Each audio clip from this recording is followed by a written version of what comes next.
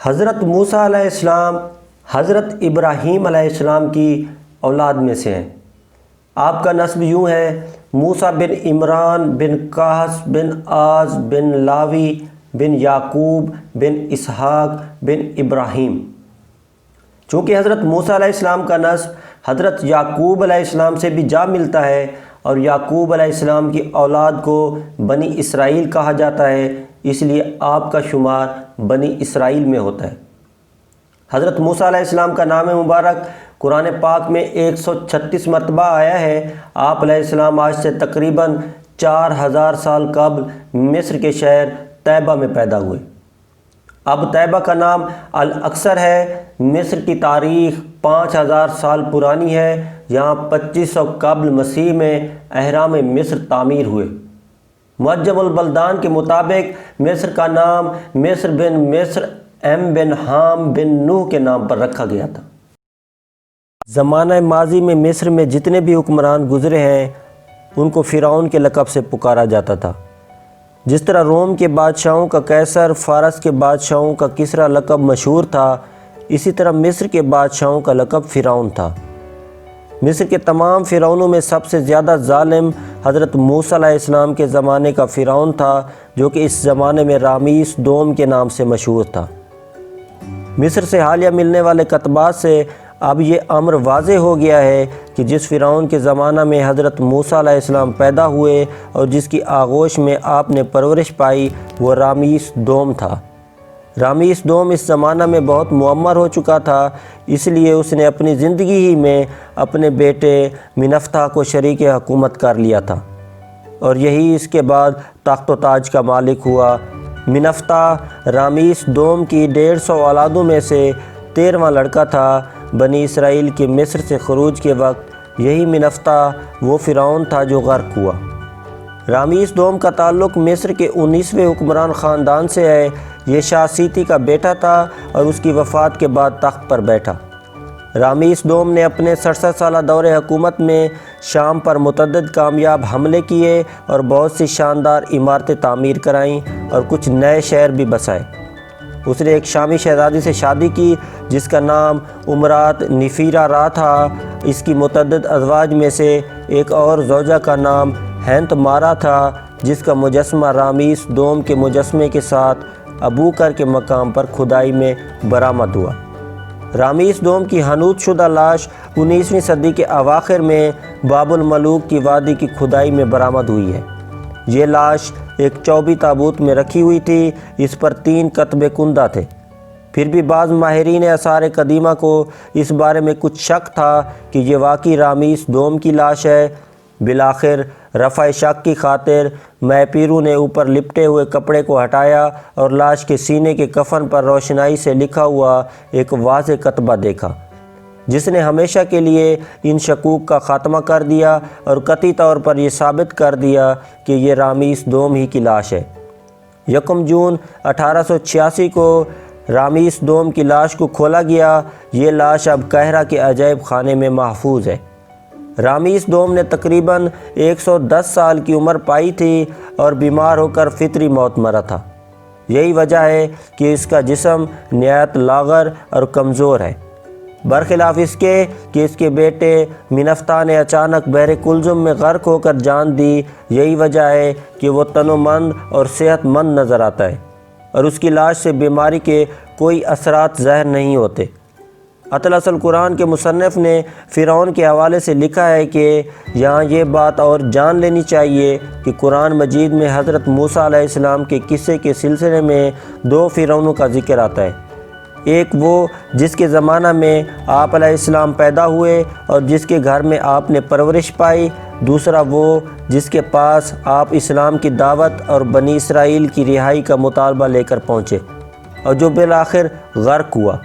موجودہ زمانہ کے محققین کا عام ملان اس طرف ہے کہ پہلا فرعون رامیس دوم تھا، جس کا زمانہ حکومت 1292 سے 1235 قبل مسیح تک رہا، اور دوسرا فرعون منفتح تھا جو اپنے باپ رامیس دوم کی زندگی ہی میں شریک حکومت ہو چکا تھا اور اس کے مرنے کے بعد سلطنت کا مالک ہوا۔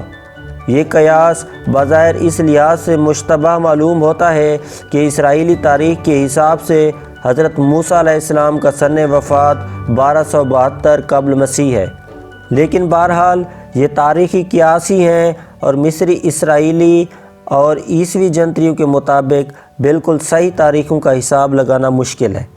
لہٰذا منفتاحی وہ فرعون ہے جس کو حضرت موسیٰ علیہ السلام اور حضرت ہارون علیہ السلام نے دعوت دی اور بنی اسرائیل کی رہائی کا مطالبہ کیا، اور یہی دریا میں غرق ہوا۔ تورات میں ہے کہ خروج سے پہلے مصر کے بادشاہ کا انتقال ہو گیا۔ اس سے مراد وہی رامیس دوم ہے جو منفتح کا باپ تھا۔ فرعون نے ایک خواب دیکھا کہ بیت المقدس کی جانب سے ایک آگ نکلی ہے جس نے پورے مصر کا احاطہ کر لیا ہے اور تمام قبطیوں کو جلا دیا، لیکن بنی اسرائیل کو اس نے کوئی نقصان نہ پہنچایا۔ اس خواب سے فرعون بہت پریشان ہوا اور اس نے خواب کی تعبیر بیان کرنے والے ماہرین سے پوچھا کہ اس خواب کی تعبیر کیا ہو سکتی ہے۔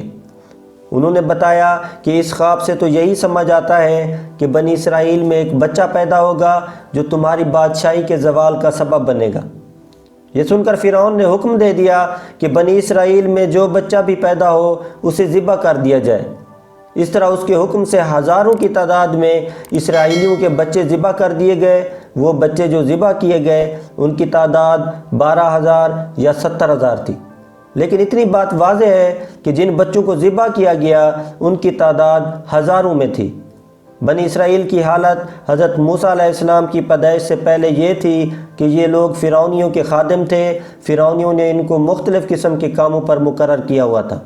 کچھ لوگوں کو تعمیر کے کاموں پر لگایا ہوا تھا اور کچھ لوگوں سے ہل چلانے کا کام لیا جاتا تھا۔ کچھ لوگ کھیتی باڑی کے کام میں مختلف کام کرتے تھے، کچھ لوگ فصل کی کاشت اور کٹائی وغیرہ کے کاموں پر مقرر تھے، حتیٰ کہ گندے کاموں پر بھی انہیں ہی لگایا جاتا۔ بیت الخلاء کی صفائی انہی لوگوں کے ذمے تھی، کیچڑ کی صفائی وغیرہ کے کاموں پر انہی کو مقرر کیا جاتا تھا، پتھر تراشنا اور پتھروں کو اٹھا کر لانا انہی کے ذمے تھا، اور جو لوگ یہ کام نہیں کر سکتے تھے ان پر جزیہ مقرر کر دیا جاتا تھا، اور جو شخص سورج کی غروب ہونے سے پہلے جزیہ نہ ادا کرتا اس کے ہاتھ اس کی گردن سے باندھ دیے جاتے اور 1 مہینہ تک اس کے ہاتھ اسی طرح بندھے رہتے۔ بنی اسرائیل کی عورتوں سے بھی اسی طرح کام لیا جاتا جیسے لونڈیوں سے کام لیے جاتے ہیں، یعنی گھریلو تمام کام ان کے سپرد ہوتے۔ سوت کاتنا، سلائی بنائی وغیرہ کے کام انہی عورتوں سے لیے جاتے تھے۔ قرآن مجید میں ہے، اور ہم نے موسیٰ کی ماں کو الہام فرمایا کہ اسے دودھ پلا، پھر جب تجھے اس سے اندیشہ ہو تو اسے دریا میں ڈال دے، اور نہ ڈر اور نہ غم کر، بے شک اسے ہم تیری طرف پھر لائیں گے اور اسے رسول بنائیں گے۔ یہ بات ڈال کر یقین کرا دیا گیا تھا کہ پیدائش کے بعد تم بچے کو دودھ پلاتی رہو، جب تمہیں فرعون کے جاسوسوں سے خطرہ لاحق ہو یا بچے کے رونے وغیرہ سے پڑوسیوں سے تمہیں خطرہ ہو تو بچے کو دریا میں ڈال دو، ہم اس بچے کی حفاظت کریں گے اور تمہاری طرف لوٹا دیں گے اور اسے رسول بنائیں گے۔ آپ کی والدہ نے آپ کو دریا میں پھینکنے سے پہلے کتنی مدت دودھ پلایا؟ اس کی مدت کا ذکر قرآن پاک میں تو نہیں، البتہ ایک قول ضرور ہے، وہ یہ کہ بے شک آپ 4 ماہ بعد روئے تو پڑوسیوں وغیرہ کے خطرے کے پیش نظر آپ کو دریائے نیل میں ڈال دیا گیا۔ حضرت موسیٰ کی والدہ پر جب ولادت کا وقت قریب ہوا تو آپ کے پاس ایک دایا آئی، ان میں سے جو فرعون نے بنی اسرائیل کی عورتوں کے لیے مقرر کر رکھی تھی۔ جب حضرت موسیٰ پیدا ہوئے تو آپ کی دونوں آنکھوں کے درمیان سے نور کی کرنیں ظاہر ہو رہی تھیں، جن کو دیکھتے ہی دایا کا ہر جوڑ کانپنے لگا۔ اس کے دل میں حضرت موسیٰ کی محبت ڈال دی گئی تھی۔ اس نے کہا، اے عورت، اے اس بچے کی ماں، میں تو اسے قتل کرنے کے لیے آئی تھی، لیکن مجھے اس سے شدید محبت ہو چکی ہے، اس لیے تو اپنے بچے کو محفوظ کر لے۔ وہ دایا یہ کہہ کر چلی گئی۔ اتنے میں فرعون کے جاسوس آپ کے دروازے پر پہنچ گئے تو حضرت موسیٰ کی بہن نے جاسوسوں کو آتے ہوئے دیکھ کر کہا، اے ماں، فرعون کے لوگ آ رہے ہیں۔ آپ کی ماں کو کچھ سمجھ نہیں آ رہا تھا کہ کیا کرے، ہوش و حواس جاتے رہے۔ بچے کو ڈر کے مارے کپڑے میں لپیٹ کر جلتے تندور میں ڈال دیا۔ جب فرعون کے لوگ آپ کے گھر داخل ہوئے تو جلتے تندور کی طرف تو وہ نہ گئے، اور گھر کی تمام چھان بین کرنے کے بعد ان کو جب کوئی بچہ نظر نہیں آیا تو وہ فرعون کے لوگ آپ کے گھر سے واپس چلے گئے۔ جب فرعون کے لوگ گھر سے واپس چلے گئے تو آپ کی والدہ کو ہوش آیا اور اپنی بیٹی سے پوچھا کہ بچہ کہاں ہے، یعنی آپ کو یہ بھی معلوم نہ تھا کہ بچے کو کہاں ڈالا تھا۔ بیٹی نے جواب دیا، مجھے تو پتہ نہیں۔ اتنے میں تندور سے آہستہ آہستہ رونے کی آواز آئی تو آپ کی والدہ نے دیکھا کہ بچے پر آگ ٹھنڈی سلامت ہو چکی ہے۔ ان نے بچے کو تندور سے نکال لیا۔ والدہ کو جب یہ فکر دامن گیر ہوئی کہ فرعون بچے کی تلاش میں پوری جد و جہد کر رہا ہے تو ان نے بچے کو صندوق میں ڈال کر دریا میں ڈالنے کا فیصلہ کر لیا، کیونکہ اللہ نے ان کے دل میں پختہ بات ڈال دی تھی کہ اس طرح بچہ محفوظ رہے گا اور ایک دن انہیں واپس بھی مل جائے گا۔ حضرت موسیٰ علیہ السلام کی والدہ نے آپ علیہ السلام کو صندوق میں ڈال کر دریا کے حوالے کر دیا۔ فرعون کی ایک بیٹی تھی اور وہ اس سے بہت زیادہ محبت کرتا تھا۔ وہ بھی ہر روز اپنے باپ کے پاس 3 حاجات پیش کرتی تھی۔ وہ بہت زیادہ برس کی بیماری میں مبتلا تھی۔ فرعون نے اس کے بارے میں طبیبوں اور جادوگروں سے مشورہ کیا تو انہوں نے کہا کہ اے بادشاہ، یہ اس وقت تک ٹھیک نہیں ہو سکتی جب تک دریا میں سے ایک انسان کے مشابہ کوئی چیز نہ پائی جائے، اور اگر اس کا لعاب لے کر اس کے برس والے مقامات پر لگایا جائے تو یہ مکمل ٹھیک ہو جائے گی، اور یہ بھی اس وقت ہوگا جب فلاں دن اور فلاں مہینہ ہو اور سورج بھی خوب روشن ہو۔ جب وہی دن آ گیا تو فرعون نے دریا کے کنارے پر محفل سجائی۔ اس کے ساتھ اس کی زوجہ آسیہ بنت مزاحم بھی تھی۔ فرعون کی بیٹی بھی اپنی لونڈیوں کے ساتھ دریا کے کنارے پر جا کر بیٹھ گئی۔ دریائے نیل سے ایک نہر فرعون کے محل کی طرف آتی تھی۔ اس میں فرعون کی بیٹی اور اس کی لونڈیاں نہانے لگیں۔ انہوں نے دیکھا ایک تابوت دریا کی موجوں میں ہچکولے کھا رہا ہے جو ایک درخت کے ساتھ آ کر رک گیا ہے۔ فرعون نے حکم دیا کہ جلدی سے وہ تابوت میرے پاس لایا جائے۔ کشتی والے لوگوں نے جلدی سے وہ تابوت فرعون کے پاس پیش کر دیا۔ انہوں نے کوشش کی کہ اس کو کھولیں لیکن وہ کامیاب نہ ہوئے۔ پھر اس کو توڑنے کی کوشش کی لیکن اس میں بھی وہ کامیاب نہ ہوئے۔ فرعون کی زوجہ آسیہ کو اس تابوت کے اندر ایک نور چمکتا ہوا نظر آیا جو دوسروں کو دکھائی نہ دیا۔ جب آسیہ نے تابوت کو کھولنا چاہا تو تابوت کھل گیا، جس میں سے ایک چھوٹا سا بچہ تھا جس کی آنکھوں کے درمیان ایک نور چمک رہا تھا۔ اللہ تعالیٰ نے لوگوں کے دلوں میں اس بچے کی محبت ڈال دی۔ فرعون کی بیٹی نے اس بچے کا لعاب لے کر جب اپنے برس والے مقامات پر لگایا تو وہ اسی وقت ٹھیک ہو گئی۔ اس نے بچے کو اپنے سینے سے لگا لیا۔ فرعون کو کچھ لوگوں نے کہا کہ یہ وہی بچہ نہ ہو جس سے ہم بچنا چاہتے تھے، تمہارے ڈر کی وجہ سے ہو سکتا ہے اسے دریا میں پھینک دیا گیا ہو۔ فرعون نے یہ سن کر بچے کو قتل کرنے کا ارادہ کر لیا، لیکن فرعون کی زوجہ آسیہ نے بچے کی بخشش طلب کی اور اسے اپنا بیٹا بنا لیا۔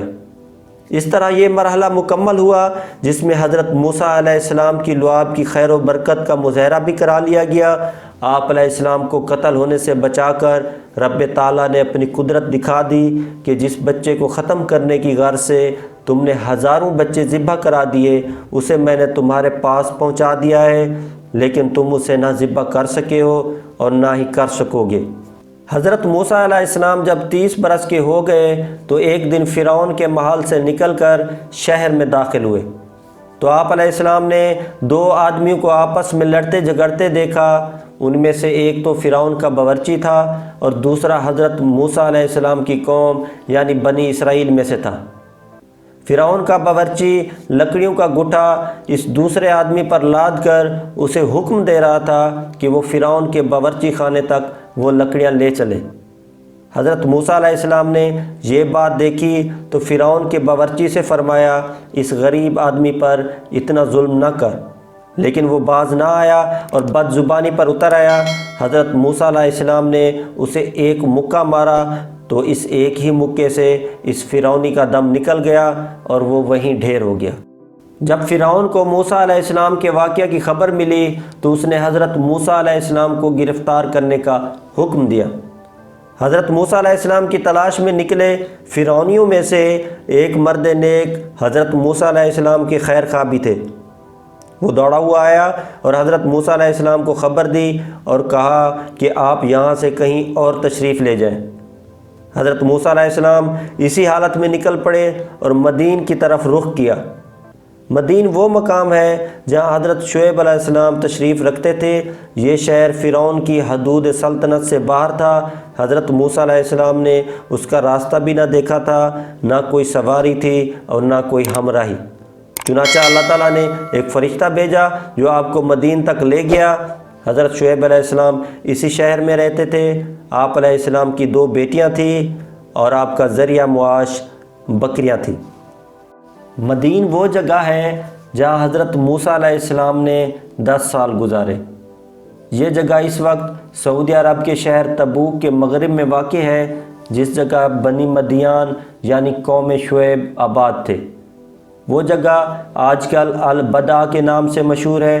تفہیم القرآن کے مصنف سفرنامہ مدین کی کارگزاری میں لکھتے ہیں کہ 1959 میں تبوک سے عقبہ جاتے ہوئے مجھے مقامی باشندوں نے بتایا کہ ہم باپ دادا سے یہی سنتے آئے ہیں کہ مدین اسی جگہ واقع تھا۔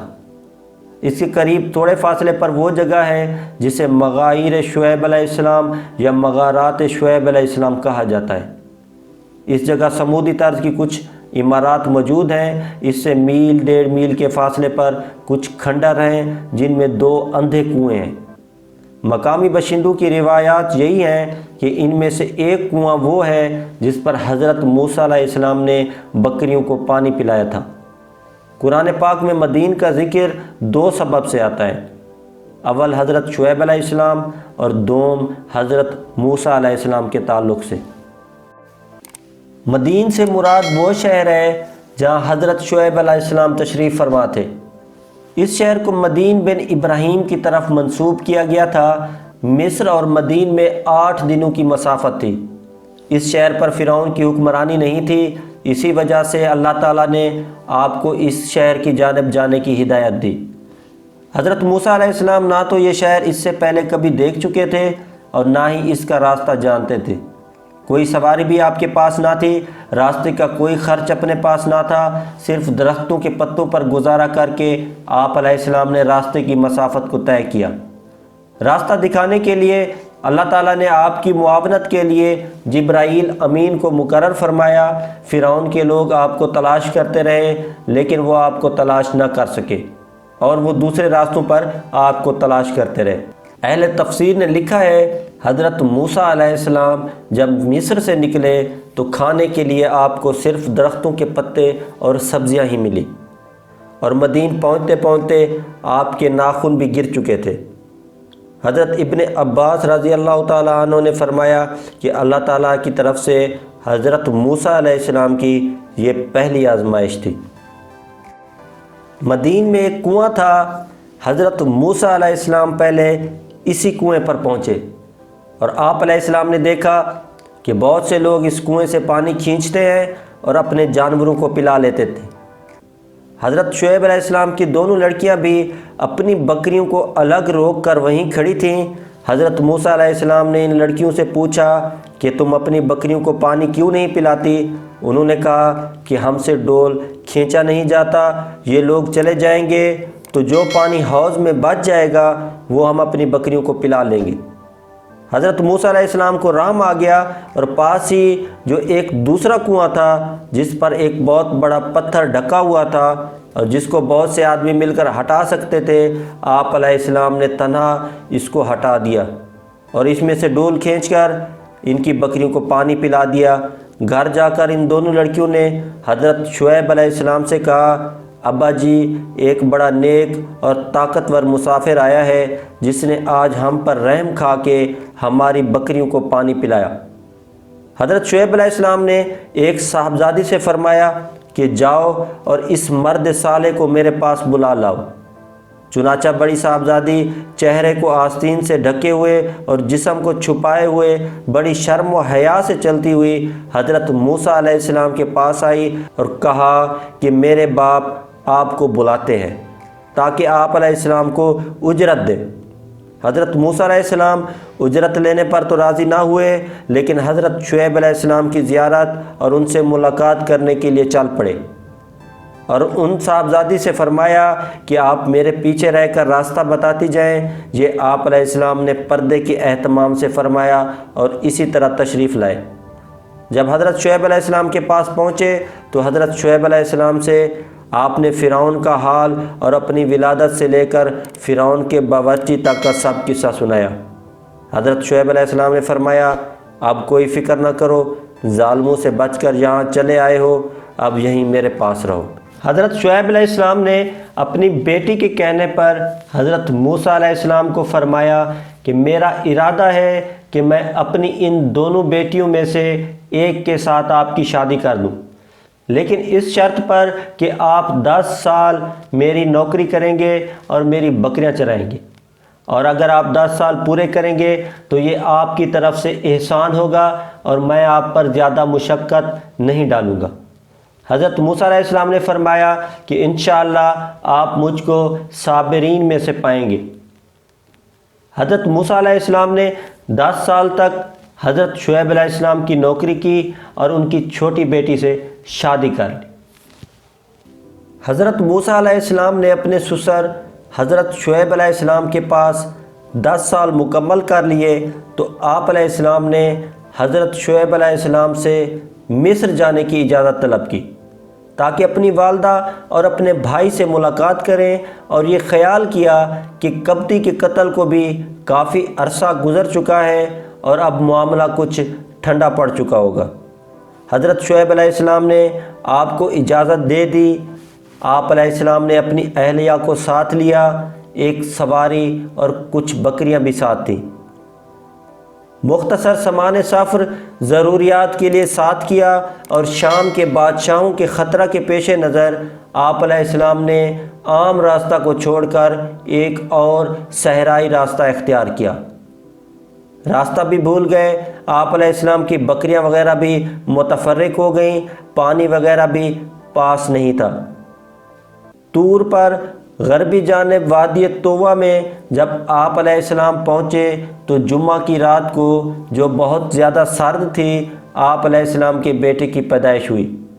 آپ علیہ السلام نے طور کی بائیں جانب راستہ میں آگ دیکھی تو اپنی زوجہ کو کہا کہ تم یہاں ہی ٹھہرو کہ میں وہاں سے آگ کی چنگاری لے آؤں، یا وہاں سے آگ سلگا کر لاؤں تاکہ تم آگ تاپ سکو اور سردی کم محسوس کرو۔ آپ علیہ السلام جب آئے تو دیکھا کہ آگ آہستہ آہستہ شعلے مار رہی ہے۔ جب قریب آئے تو آگ نے شدت اختیار کر لی، بہت بڑی شعلے مارنے والی آگ نظر آئی۔ عجیب منظر یہ تھا کہ آگ ایک درخت سے نکل رہی تھی۔ آگ جتنی زیادہ ہوتی چلی جاتی، اسی طرح درخت کے پتے بھی زیادہ سبز ہوتے چلے جاتے۔ آپ علیہ السلام اسی سوچ میں کچھ دیر تک گم رہے کہ آگ کی شدت کہاں اور درخت کے پتوں کا سبز ہونا کہاں۔ کافی دیر سوچنے کے بعد اگرچہ ذہن نے کوئی فیصلہ نہ کیا، تاہم خیال کیا کہ آگ سلگا کر لے جاؤں۔ جب آپ علیہ السلام ارادہ کرتے ہیں کہ آگ سلگاؤں تو آگ دور ہو جاتی ہے، پھر سوچ میں گم ہو جاتے ہیں۔ حضرت موسیٰ علیہ السلام آگ سے مزین درخت کے عجیب منظر سے سوچ میں گم تھے کہ آپ علیہ السلام کو آواز دی گئی، اے موسیٰ، بے شک میں تیرا رب ہوں، تو اپنے جوتے اتار ڈال، بے شک تو پاک جنگل طوہ میں ہے۔ اللہ تعالیٰ نے آپ کو اپنے فضل و کرم سے یہ علم دے دیا کہ آپ علیہ السلام نے آواز کو سن کر سمجھ لیا اور یقین کر لیا کہ یہ میرے رب ہی کی آواز ہے۔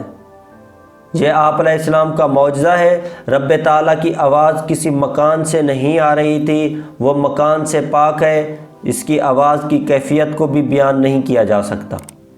حضرت موسیٰ علیہ السلام نے جب درخت سے آسمانوں کی طرف اٹھنے والے نور کو دیکھا اور اس میں فرشتوں کی تسبیحات کو سنا، اور آپ علیہ السلام کو جب یہ آواز دی گئی تو آپ علیہ السلام نے اپنی آنکھوں پر ہاتھ رکھ کر عرض کیا، لبیک، میں تیری خدمت میں حاضر ہوں، میں تیری آواز تو سن رہا ہوں، تجھے دیکھ نہیں رہا، تو کہاں ہے؟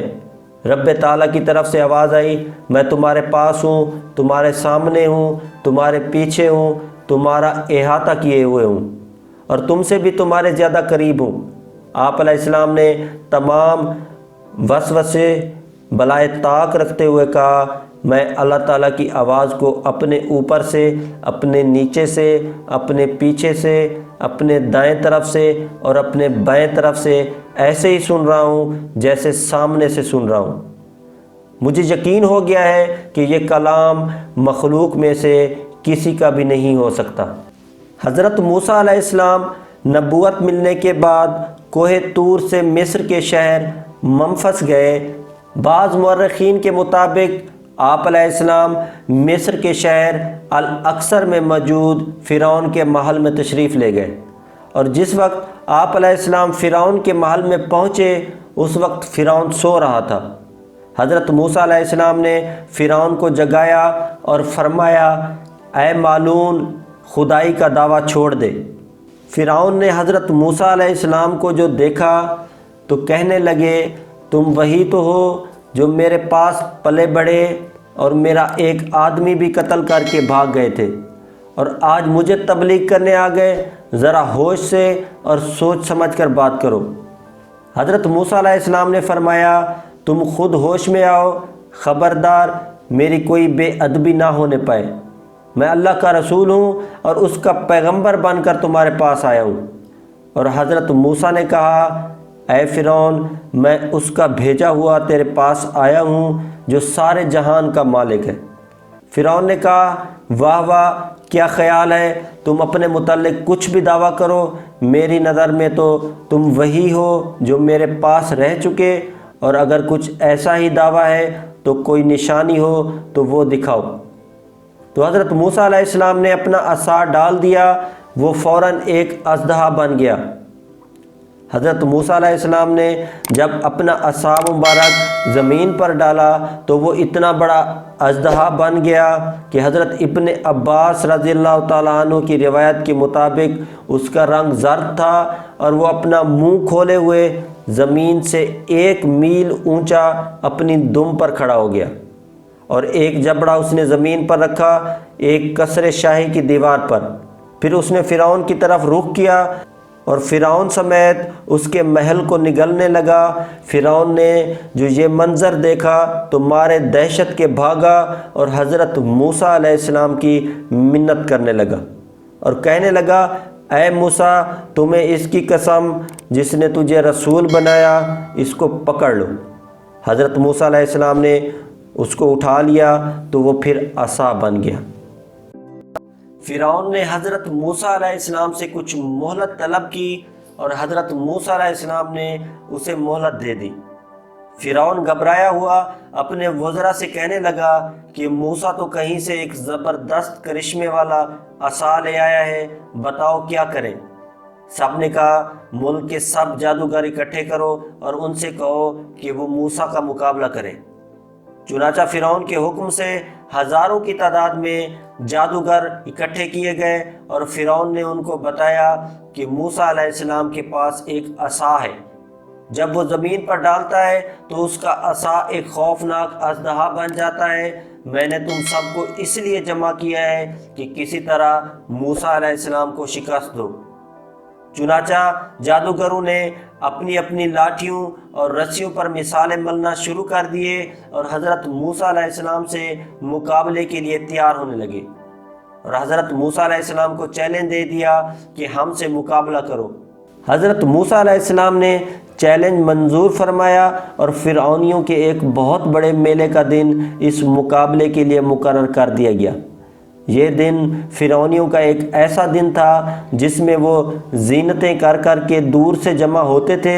چنانچہ جب دن آیا تو فرعون ایک بڑے میدان میں اپنے تخت بچھا کر بڑے فخر و غرور سے اس پر بیٹھا، اور ہزاروں جادوگر اپنا اپنا سامان جادو لے کر وہاں پہنچ گئے، اور ہزاروں کی تعداد میں دوسرے لوگ بھی وہاں جمع ہو گئے۔ چنانچہ فرعونی جادوگر جو ہزاروں کی تعداد میں تھے اپنے اپنے رسے اور سونٹیاں لے کر آگے بڑھے اور کہنے لگے، اے موسیٰ، یا تو پہلے اپنا عصا ڈال یا پھر ہم اپنے سونٹے، رسیاں وغیرہ ڈالتے۔ حضرت موسیٰ علیہ السلام نے فرمایا کہ تم ہی پہلے اپنے سانپ نکال لو۔ چنانچہ انہوں نے اپنی اپنی رسیاں اور سونٹے ڈالے جو جادوگروں کے جادو سے سارا میدان سانپوں سے بھر گیا اور ہر طرف ہزاروں کی تعداد میں سانپ ہی سانپ دوڑتے پھرتے نظر آنے لگے۔ فرعون بڑا خوش تھا کہ اب موسیٰ علیہ السلام جیت نہیں سکتے۔ اللہ تعالیٰ فرماتے ہیں کہ ہم نے موسیٰ علیہ السلام سے فرمایا، اے موسیٰ اب تم بھی اپنا عصا ڈالو اور پھر دیکھو یہ نبی کا عصا اپنا کیا کمال دکھاتا ہے۔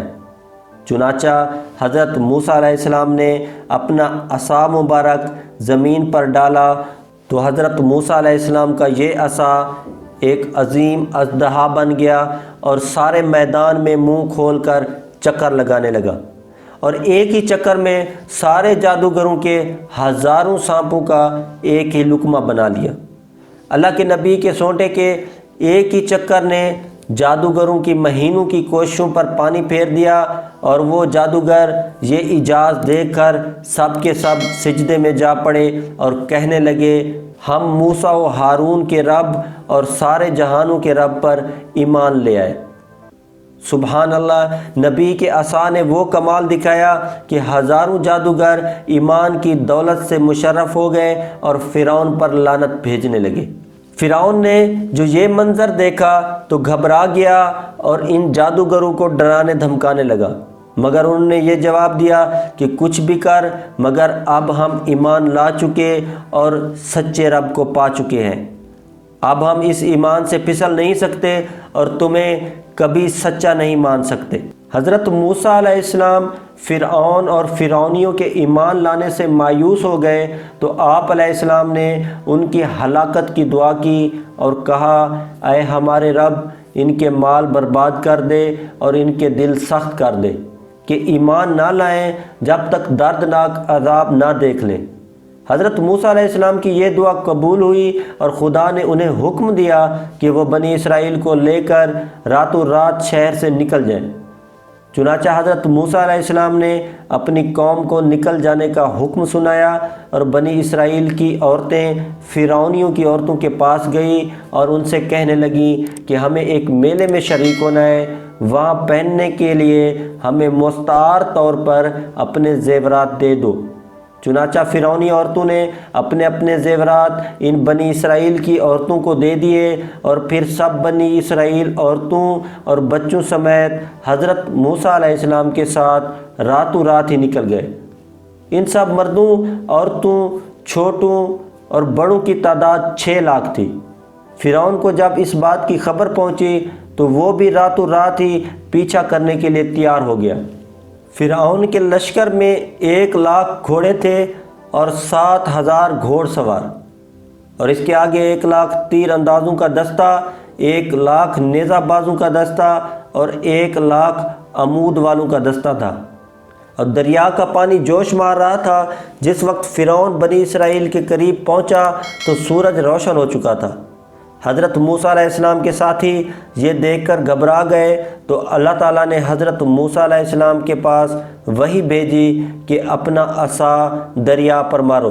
اللہ تعالیٰ فرماتے ہیں تو ہم نے موسیٰ کو وحی فرمائی کہ دریا پر اپنا عصا مار، تو جب ہی دریا پھٹ گیا تو ہر حصہ ہو گیا جیسے بڑا پہاڑ، اور وہاں قریب لائے ہم دوسروں کو اور ہم نے بچا لیا موسیٰ علیہ السلام کو اور اس کے ساتھ سب ساتھ والوں کو، پھر دوسروں کو غرق کر دیا۔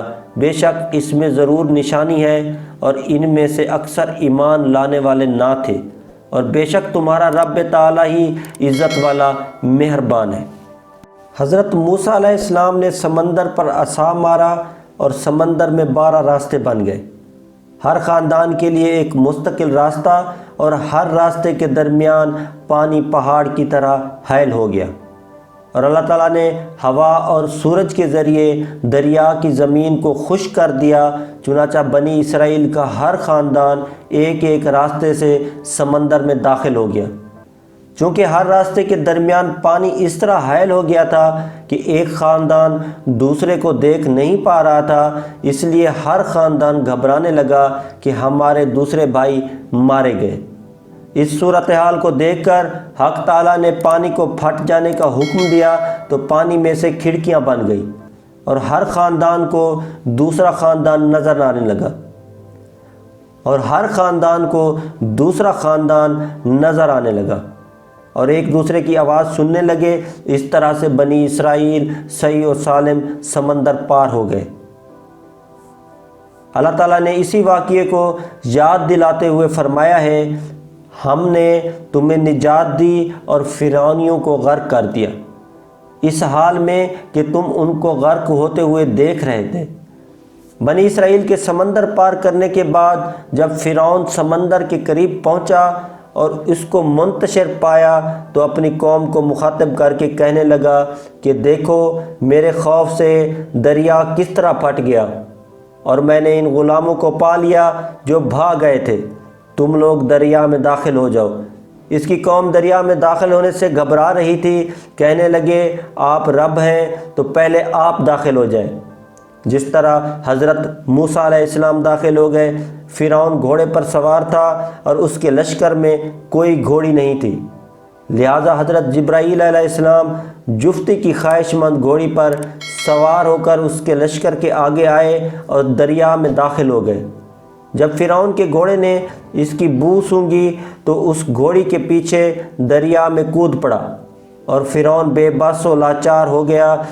اس کو حضرت جبرائیل علیہ السلام کی گھوڑی نظر نہیں آ رہی تھی، اس کے گھوڑے کے پیچھے ہی پورا لشکر دریا میں کود پڑا اور پیچھے حضرت میکائیل گھوڑے پر سوار ہو کر اس لشکر والوں کو یہ کہہ کر اپنے بھائیوں کے ساتھ ہو جاؤ سب کو دریا میں دھکیل رہے تھے، یہاں تک کہ تمام کا تمام لشکر سمندر میں داخل ہو گیا اور حضرت جبرائیل علیہ السلام ان سب سے پہلے سمندر سے نکل گئے تو اللہ تعالیٰ نے دریا کو حکم دیا کہ فرعون کو غرق کر دو۔